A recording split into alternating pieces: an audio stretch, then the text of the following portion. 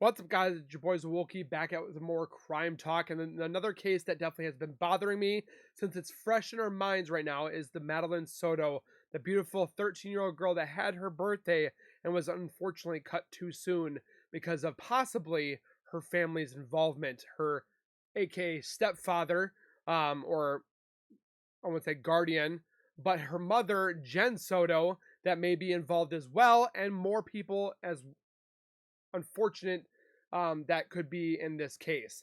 But we're going to be joining Deceptive Detective. This man has been doing a fantastic job on not only the Chris Watts case and Nicole Kessinger, but also more cases, including this one.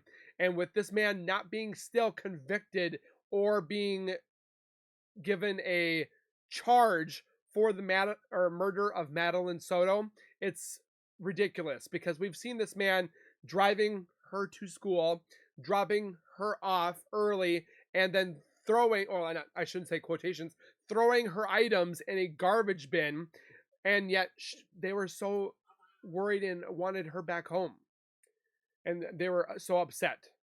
So, with that being said, before we go any further, make sure you guys are subscribed to the YouTube channel by hitting that white bar icon down the bottom right. Hit that bell icon next to it, so when I do post videos like this one, you guys will get that little ring notification that I've posted that video, and then you guys can watch, comment, like, and share. And again, thank you so much for the support. We are almost to 51,000 subscribers. It's all because of you guys. But also go over to Deceptive Detective himself and give this man some love for all the hard work he does and letting us know what signs we should see in other cases or possibly close to home.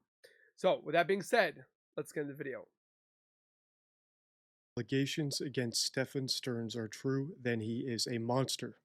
But does that mean he killed I think he's a monster for throwing her stuff away.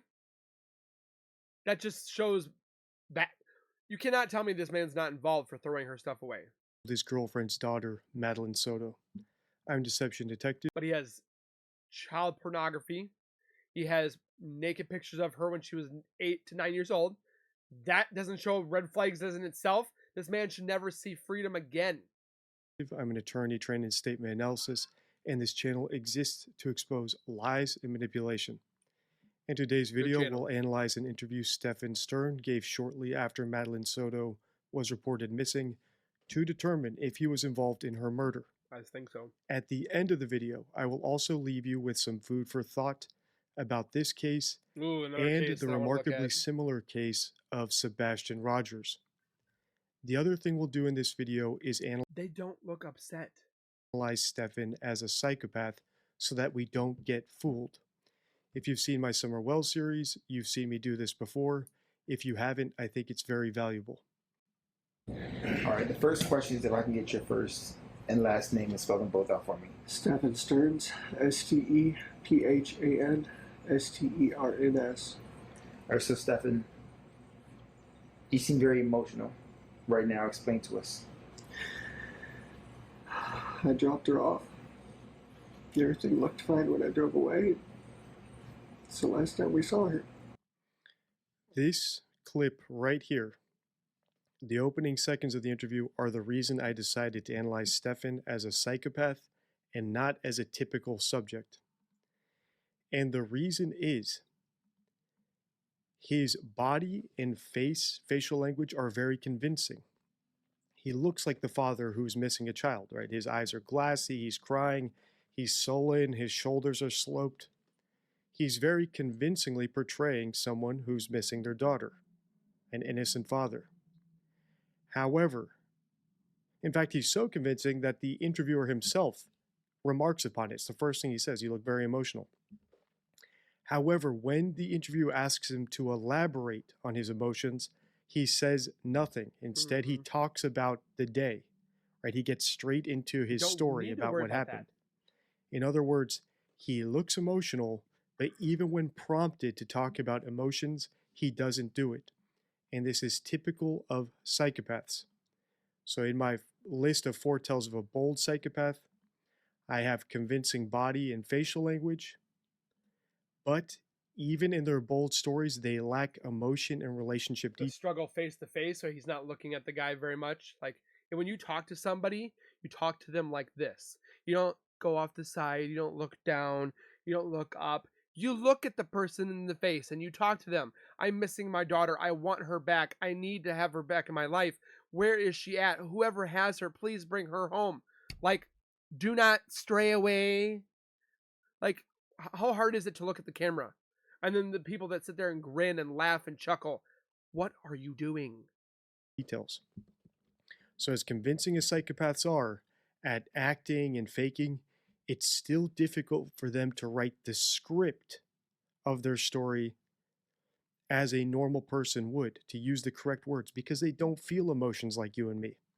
So even though I'm not a clinician and I cannot diagnose Stephen STERNS or Candace Wells or Don Wells or anyone, I find that these tells, for me at least, are predictive.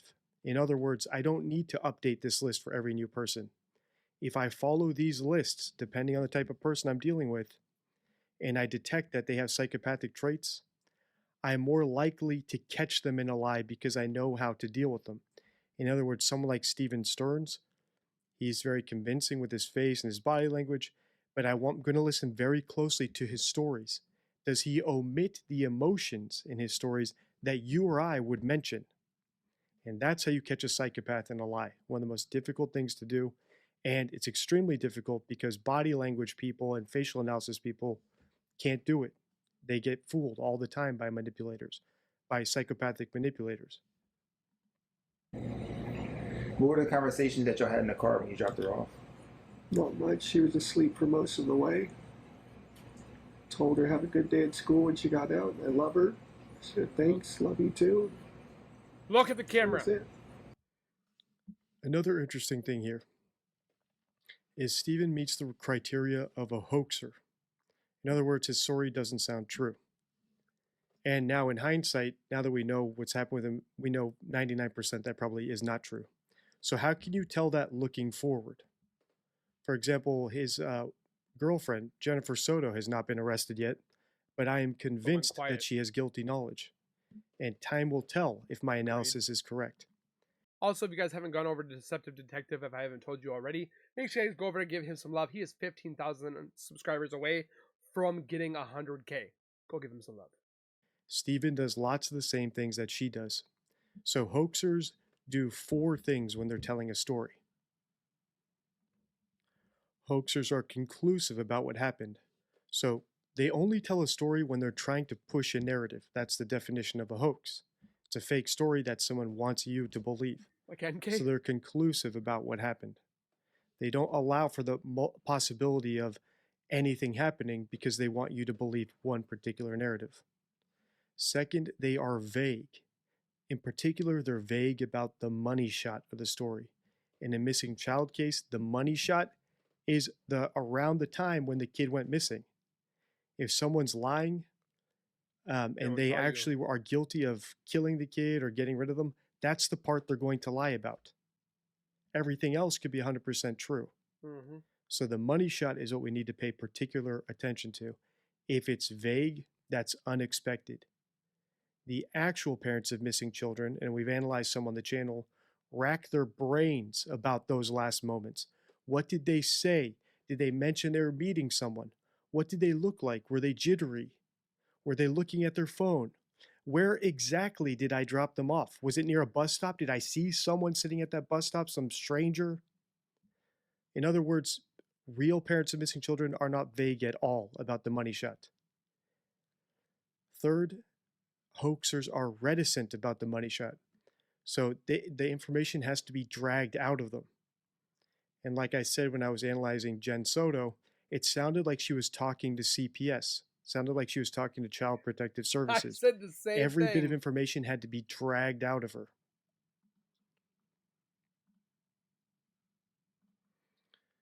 And then we have the distinction between displayed and reported emotions. So hoaxers, just like psychopaths, are good at acting. They can overact because they know they're lying. They know they need to sell the story. So they might present a bunch of fake evidence, like a fake ransom note, like I believe the Ramseys did. Or they might cry or weep or shout on camera. but they don't report those emotions when they're talking about it because they haven't thought to include those emotions. For example, when we analyzed Jennifer Soto, they asked her, "Did you search for your daughter?" And she said, "Well, if anyone wants to search for her, I'm open to. I'm down to help." That's not what you would expect, right? She can look all eager to help now, Why but would you she's before? telling us she didn't go out and search herself. That's not to be expected. That doesn't add up. I would be Actual parents of every missing children second of the don't day. need anyone else to prompt them to go search. And so, where do you think she could possibly be? I mean, this isn't, as I was told, this isn't normal behavior. It is not normal behavior. She's not the type that would just run off. We don't know where she can be. Right? We don't know where she could be. What is this? It's reticence. You don't have any idea where she could be. Friends? What are her friends' names? Relatives? Could she be at a friend's house? Did she threaten to run away? No possibilities. In other words, extreme reticence. Possible He is of boys no in her help at life? all to us.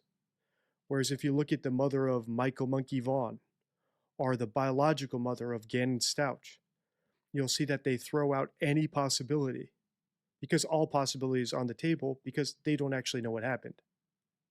So even if they just have a best guess, they typically provide the best guess. They don't just say, "I got no idea. I have no clue." Another person who said, "I have no clue," is Casey Anthony. And we're scared. We just want her home. Are you, in a sense, blaming yourself? It's hard not to. Why? I dropped her off early. I could have waited longer. She looked okay. She was walking towards the school when I saw her. It was like any other day, so I went on with my day. So notice a lack of details. She slept most of the way, so now he doesn't have to report a conversation. Right? She was sleeping most of the way. Okay, well, that means she was awake for part of the trip at least. What did she say then? We don't get any details like that. So why would I you dropped drop her her off. off Where early? exactly did you drop her off? I can tell you right now, my kids want to go to school at like 7:30. School doesn't start till 8:05 because they want to go play with their friends. They want to go have breakfast. I'm sorry, but I'm not dropping my kids off until 7:50. They definitely go get their breakfast, but I am not letting them wander the playground for 20 minutes. I can tell you that right now. I sit outside. I watch, make sure that my kids walk down. I make sure that they go in the doors. I make sure I think I'm a little bit overprotective of a parent, but I want to make sure that my kids are taken care of and that they're safe. And then that you drop your daughter or your not biological daughter off like at a church that's, I can't remember how far they said, but super far away. I'm telling you, I call BS. Was it near an ATM? Maybe she got caught on camera. Everything is vague, which is typical of a made-up story. So why do hoaxers make up vague stories? There's two reasons. Less The attention. first reason is they don't want to give details that they can be pinned down to. So if he says, "I dropped her off on the corner of 3rd Street and Cherry," well, if there's a camera on 3rd Street and Cherry at that intersection, They're gonna the go police can look. go verify that. And liars know this. So they keep it vague. That way, they can't be pinned down to anything that can be verified. That is true. And the second reason, most common reason, is they don't think of those details in the first place. So, for example, I saw someone comment on X about another interview that Jennifer Soto did, where she hesitated to say what Madeline had for breakfast on the morning she disappeared. She didn't know. Why would Jennifer refuse to answer or hesitate to answer such a seemingly benign question? Probably because the idea of coming up with that detail never occurred to her and Stephen when they were orchestrating their story. Mm-hmm. And that's one reason why asking unanticipated questions is such a great way to catch a liar. And in my Jennifer Soto video, I said that I'll show you guys 4 ways to trip up liars. And you can use these 4 ways to trip up a normal liar, like I think Jennifer Soto is, as well as a psychopath. In other words, an extremely sophisticated liar, like Stephen STERNS. So I'll go over those in a minute here. Let's keep watching. It's hard not to blame myself. What has the conversation been with Jen? She's been a lot stronger than me. She was. She's been holding it together really well. He said was, right? But it just keeps coming in waves. Just the reality keeps hitting. We don't know where she is. We don't know if she's safe. So look at the tear wipe. Now, most people, this tugs on their heartstrings. If you didn't know any better about this guy, how vile he was, you could be fooled. Most people are fooled by parents like this. I wasn't fooled right away. I've had lots of comments on the parents I analyze of people saying, DD, how could you pile more pain onto these parents? Don't you see they're grieving? I said the exact same thing, or people have said the exact same thing. They're like, you don't know what you're talking about when it's this. I've been watching way too many things I can't say I'm a professional. I'm not a professional. But could I be wrong? I could be wrong.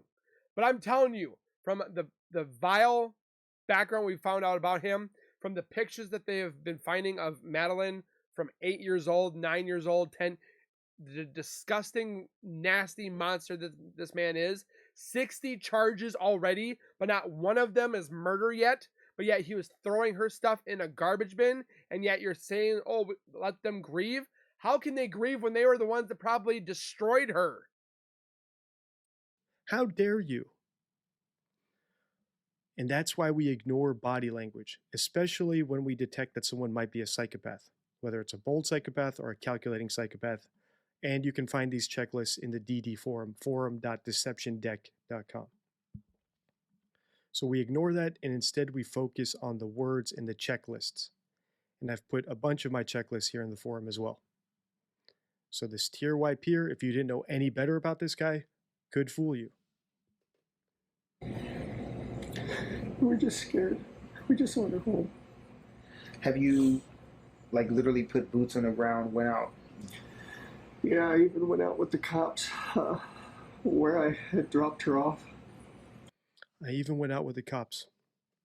Once again, displayed emotion versus reported emotion. Where? I'm crying, I'm weeping over my missing girl. Did you actually go out and search for her? Yeah. Only when the cops made me go out there and show them where I dropped her off. So notice the difference between what he's showing us and what he's actually done. He's telling us he wasn't running up and down that street for days looking for her, or shouting her name, or with the window down going up and down at night, or knocking on neighbors' houses asking if she was there. When asked if he had boots on the ground, just like Jennifer Soto, it's only when someone else prompted them to do it. He didn't say, for example, I asked the police to go out there with me. I went down to the station, I grabbed an officer, and I asked them to help me look for clues. He said even, right? So I even went out there with the police. Well, what else did you do? And we looked all up and down the road, all along the communities, and there was nothing helpful. None of the cameras were pointing the street. Nothing, which in 2024 was surprising. The church across the street had some cameras, and they mentioned seeing her waiting around in the parking lot for a while. They didn't say it was before her moving as a on. confirmation, That was though. it. But it was grainy. I hate when they say that was it. That was it. It's grainy footage and not much else.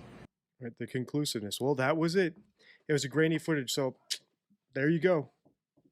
Instead of any curiosity about what it showed, if it was actually her, if there were any other cameras, if she was hanging around there, were there any other people with a cell phone? They said it wasn't her.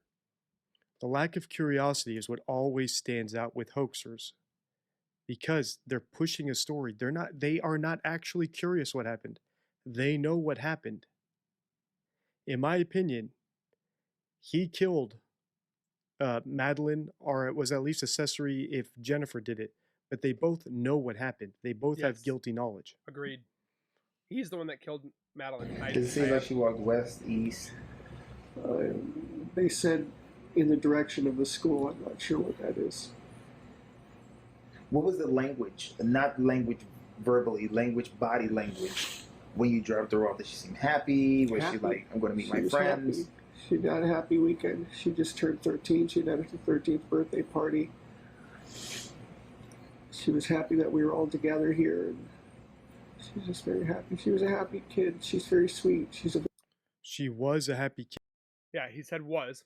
Does anybody know, like, Madeline's real father, where he's at? So he's speaking about her in the past tense. That's where he. Remember, messed at up. this point in the case, when this interview was done, they didn't know what happened to her. For all they know, she was going to pop up at the door any minute.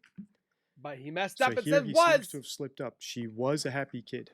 She is. And this slip up is so big that is actually in the deception deck. So I'll read you that rule, and then I'll also read you the card for how to trip up a liar and catch an uncooperative liar.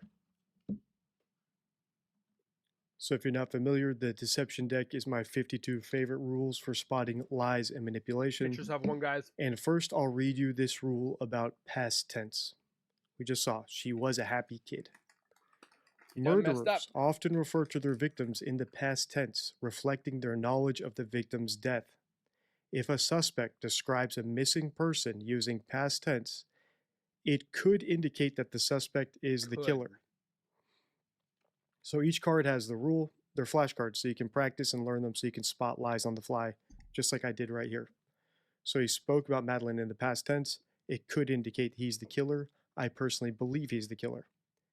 And the example I give on the card, I give a real world example on each card, is the Susan Smith case, where she said that her kids wanted her and they needed her, and later it was revealed that she actually locked her kids in the car and drowned them. Okay, so we've seen this interview ask Stephen STERNS some fairly good questions, right? Like, what direction did she walk in? What was her body language like? But if I could advise him on what to ask Stephen STERNS, or in the case of Sebastian Rogers, a similar case that's going on right now, where these parents are actually going onto YouTubers' channels and doing interviews. This is an open message to them. So if you have... Somebody go to this man. Like, these people need to go to Deceptive Detective, man. This guy would break them. A true crime channel, or one of these channels that actually got the opportunity to interview them and might get another opportunity, please tag them or send this to them, or clip this and send it to them. All right, so this is in my deck, uncooperative subjects. The more emotion they feel, the less command they have of language. Hercule Poirot, right? One of the best fictional detectives. And here's the 4 ways to trip up a non-cooperative subject. When dealing with uncooperative subjects, a key tactic is to increase their cognitive load. The stress of lying combined with this increased mental demand can significantly disrupt a liar's thought process. So you want them thinking harder.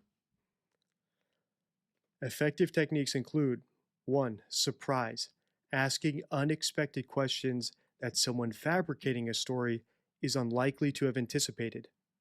Kind of like the question of, what did Madeline have for breakfast that morning?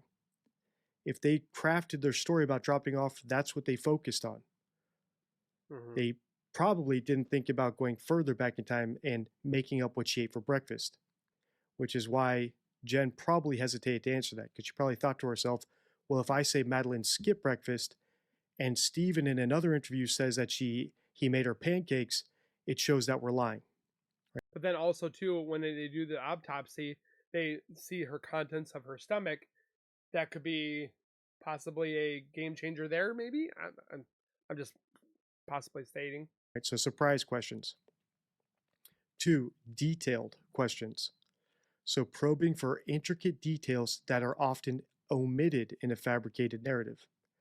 As I said in the Jennifer Soto video and this one, asking where exactly they dropped Madeline off would be a good question because it's detailed. That way you pin them down to something that can actually be verified. 3, reversal. Requesting the subject to recount their story in reverse chronological order. So you ask them to say, okay, start from when you dropped her off And then tell me what happened before that, and what happened before that, and what happened before that. By getting them to tell it in reverse chronological order, they have to work harder. So if it's a made-up story, it's more likely they will trip up and mess up. And you'll be able to spot more contradictions from the first time they told the story to the second time they told the story to them telling it in reverse. And fourth, speed, demanding quick responses and imposing penalties for hesitation. These methods can effectively unbalance a deceitful individual, revealing potential inconsistencies in their account. And the fourth one, you might not always be able to punish the person you're interviewing, right? You have to have some sort of authority, like be their employer or be law enforcement or a parent.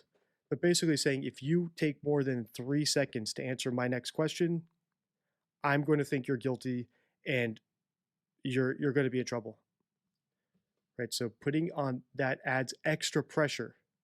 Yeah, I learned so much from this guy. A, because they know that a penalty might come, and B, because they have to lie quickly. And you combine all those, it makes it very difficult, even for psychopaths, to lie. She's a very sweet girl.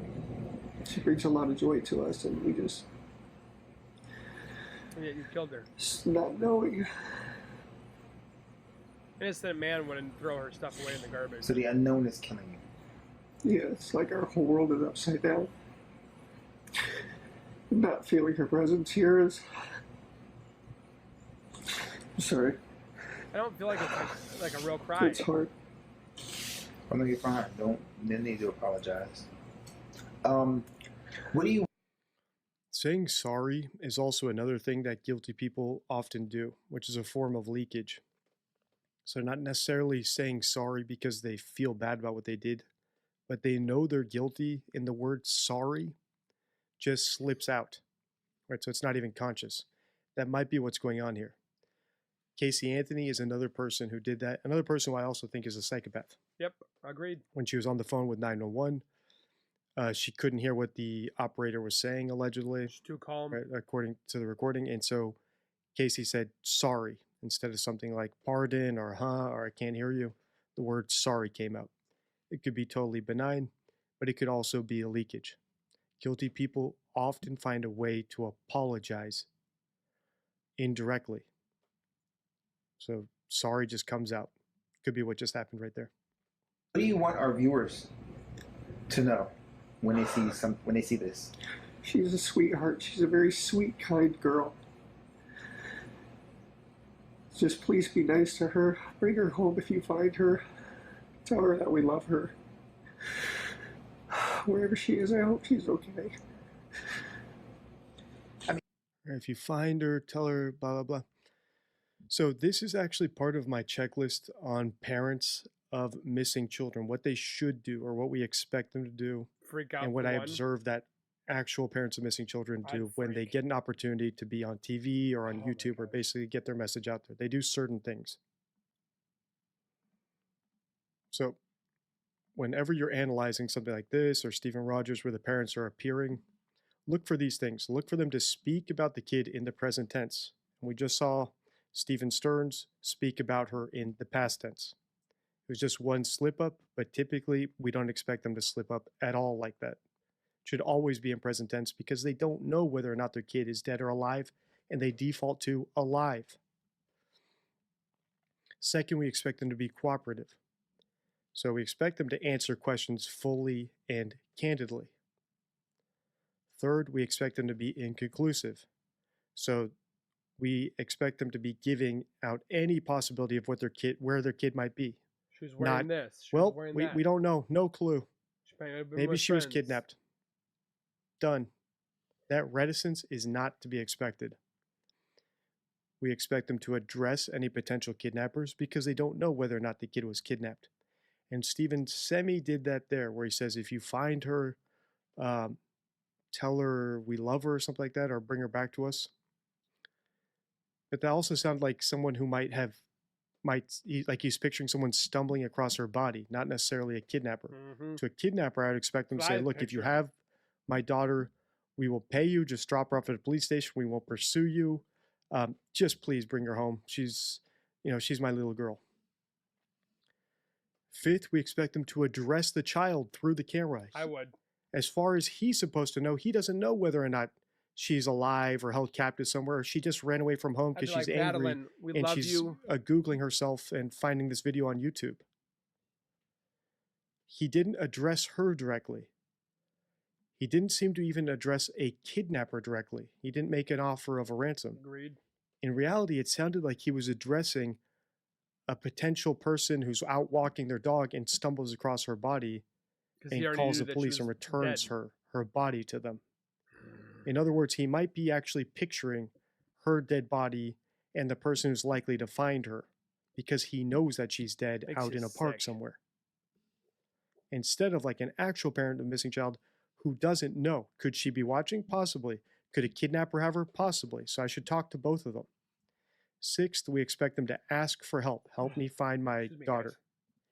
And then seventh, we usually expect them to have a call to action because they've spoken with the police, or even if they haven't, they know that my entire point of appearing here isn't to make me look innocent or get to help. build up my alibi. My entire point of appearing on this show is to get people to help. Mm-hmm. So they typically don't require any prompting to ask people to help. If you see her, she looks like this. She's wearing Here's a this. description of her. She replies to Maddie or Madeline. Call this special help number or call 911. None of that. I mean, if someone were to come in contact with her and you gave me her diagnoses, would it be easy to approach her without any like agitation or anything? Yeah. She's a good kid. She's Yeah, a you good murdered kid. her. If you can sum up in one complete sentence. All right, so once again, not a cooperative response. I would expect him to be assuring people, look, she just has ADD or ADHD. She's a normal little kid. You can go up to her, please just call her name. She's not going to do anything to you. She's a sweet child. He just says she's a good kid, doesn't address diagnosis, and more importantly, doesn't do anything to try to reassure people who, based on that question, might be scared about approaching her, to reassure them that, yes, she is safe to approach. Sentence. Waking up, getting ready to drop her off at school, dropping her off at school, to now speaking to me after talking to the police about her being missing for over 24 hours right now. And one complete sentence, what would that be? A living nightmare. It's a living nightmare. Day started off like any other. And I just want to wake up. You are awake. You just get hit with waves of the reality, just it's setting in. As soon as it got dark last night, we started falling apart because we knew it wasn't going to come to an end. We knew it wasn't going to come to an end. How would you know that? They're already giving up. Remember, she's only been missing for like a day or something at this point. Don't give up. Why would you have no hope of her coming home, especially when it gets dark? It's the end of the day. It's cold out. If she skips school, she should be coming home now. When he says this, it reminds me of O.J. Simpson when he says, well, I'll keep searching for the real killer for the rest of my life. Well, how do you know the real killer will not appear while you're still alive, or how it will take the rest of your life? John Ramsey did the same thing. I will keep searching till like my final day to find the person who killed my daughter. How do you know it will take until your death to find the real killer? They're leaking that they know what happened. Whereas the father of Natalie Holloway said something completely different. He said, I'll search until we get justice. Right? So putting no time limit on it. The justice could come tomorrow. It could come in a year. It could come in 5 years. It might come in a phone call within 5 minutes because he doesn't know. The justice will So this is continue. not a statement. I'll play it again. As soon as it got dark last night, we started falling apart because we knew it wasn't going to come to an end. And now we're going on 24 hours and still nothing. So it hasn't even been 24 hours and they know it won't come to He's an already end. giving up. That is a giant red flag. conflicting reports here and there. People say they see this or that.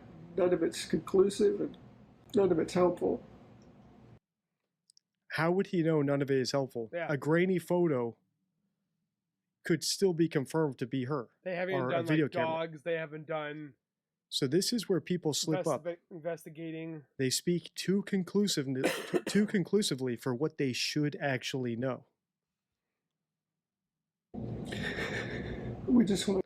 Also, you might think, well, hey, Dee Dee, you're digging too deep into his words, right? All he said was it's not helpful. How does he know that, right? So any bit of information could or could not be helpful. Mm-hmm. I agree with that. You or I, if we were in this situation, we wouldn't know whether or not it's helpful. If someone posted a grainy photo that could be Madeline online, I wouldn't know whether or not it's helpful, and neither would you, right? Because we don't actually know if it's her or not. Mm-hmm.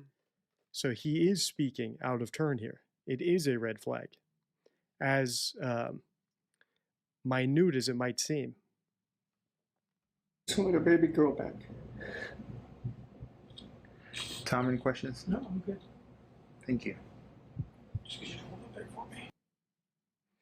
All right, so I'm going to wrap up with this note here. To definitely drop your comments on this video in the DD forum. As you can see here, many members have posted their insights into the case, and lots of them are excellent. So even though I don't have time to cover every single case we come across, in the forum we are covering other cases, including, for example, Sebastian Rogers or the Princess Kate situation, etc. All right, so here's some food for thought regarding that Sebastian Rogers case, since he did not win my members poll that I posted. So there doesn't seem to be enough interest in his case for me to do an entire video or series on it. And I don't think that's because my audience doesn't care about him. I think it's more because there is so much good content about him and so many good people analyzing his case and seeking justice for him, including two of my favorites, Pat Brown and Peter Hyatt, are doing lots of videos on him. So in the thread here on the DD forum, I just posted my 2 cents, what I want to add to the conversation, since I'm not going to do a full-blown statement analysis about his case at this point. And you can take this information and apply it to Madeline Soto, as well as Stephen Rogers, and lots of other similar cases. So here's my 2 cents about that case. Sebastian was a stepson, and this single fact increases his risk of abuse by his stepfather by 40 times. In other words, before you even listen to a word of the parents, statistically just be aware that if the kid is the stepchild, or in the case of Madeline Soto, right, the daughter of Stephen's girlfriend, the risk of abuse is far higher than with biological parents. And it doesn't mean that every step-parent is immediately suspect and guilty, but you should keep it at the back of your mind. Wow. Right, so on the channel, we don't just do statement analysis. We also use critical thinking, logic, as well as statistics about how the real world actually works. The other thing to note is Sebastian was disabled. He had a disability. I think he was severely autistic. And we also heard in this interview that Madeline had some sort of a disability. I think she has like ADHD. Unfortunately, disabled children are at a 3 times higher risk of abuse than children without disabilities. So when you combine a disabled child, or a child with a disability, and a stepfather in the picture, or step-parents, or in the case of William Turrell, who I've analyzed on the channel, 2 foster parents, you really need to pay attention to what they say. Because statistically, you're looking at a much more dangerous situation than the alternative. Now, we can't make a final conclusion based on all that, but it is something to factor into your analysis and the way you think about the case and how closely you pay attention to certain things. So that being said, guys, I'm sorry for those that probably disagree with me. I think Stephan STERNS, I think he murdered Madeline. I do believe that Jen Soto either helped or was involved or knew about this and did nothing. She didn't care. She felt like she was going to get away with it. Because we obviously, too, haven't heard from her. I can't wait to see what more unfolds to put this man behind bars forever. He's got, 60 charges against him already? So, comment your guys' thoughts down below. Please let me know what your guys' thoughts are on this case. What is Sterns? Is Sterns the killer? Is he innocent? What about Jen? Is she innocent? Is she guilty? I'd like to know you guys' thoughts down below. Don't forget to go over to Deceptive Detective. Give him some love. Watch his other stuff. Give him some love by the subscribe, comment, like, and share. Also, stick around to the end and make sure you guys take a look at those little, not here, over here and down here. You'll see some videos to binge watch for hours of enjoyment when it comes to anything paranormal, crime talk, and all things nerdy. And we will see you guys in the next video. So please take care, be safe, and as always, keep nerding on. And we'll see you guys next time.